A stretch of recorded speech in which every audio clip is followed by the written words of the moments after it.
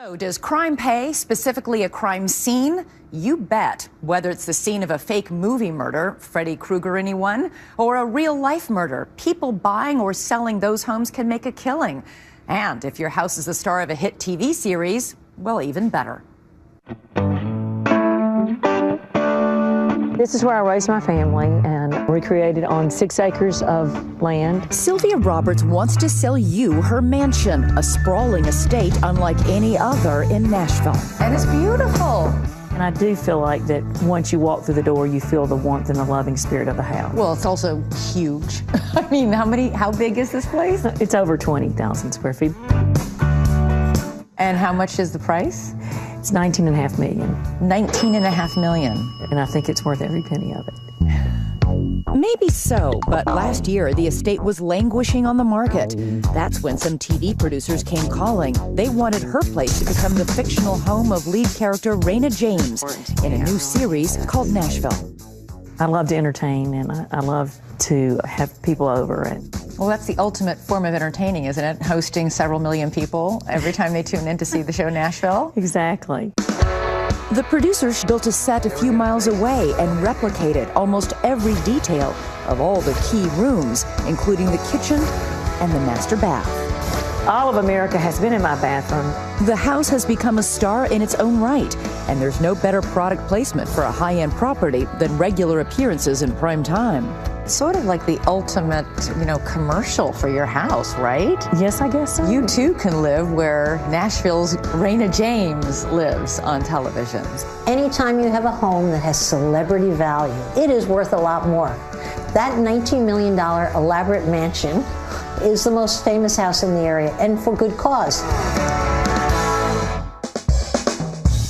Here in Beverly Hills, this mansion has enough stories to fill a Kitty Kelly tell-all, listed for $115 million. It's been the setting for Whitney Houston in The Bodyguard. Beautiful. And 40 years ago, The Godfather. And then the Hollywood producer wakes up in that bedroom up there.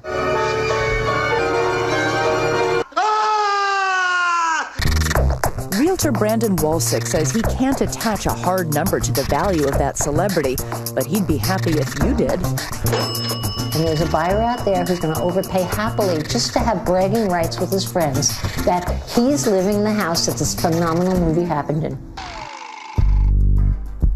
But what if the story of your house happens to be a classic horror story? Namely, A Nightmare on Elm Street.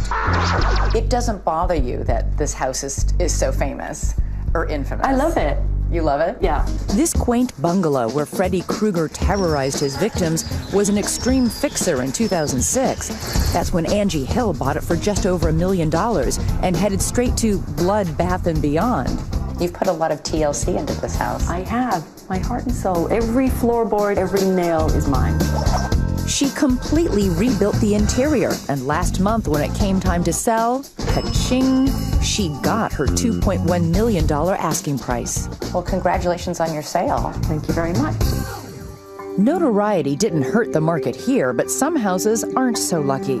Those are the ones where the horror stories are real.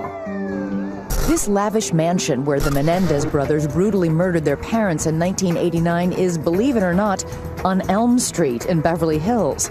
It was described in court documents as having bad karma.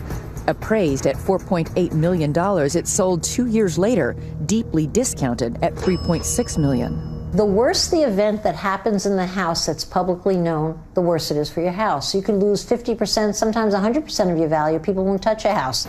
At $795,000, nobody would touch the 4-bedroom luxury condo where Nicole Simpson was murdered in 1994.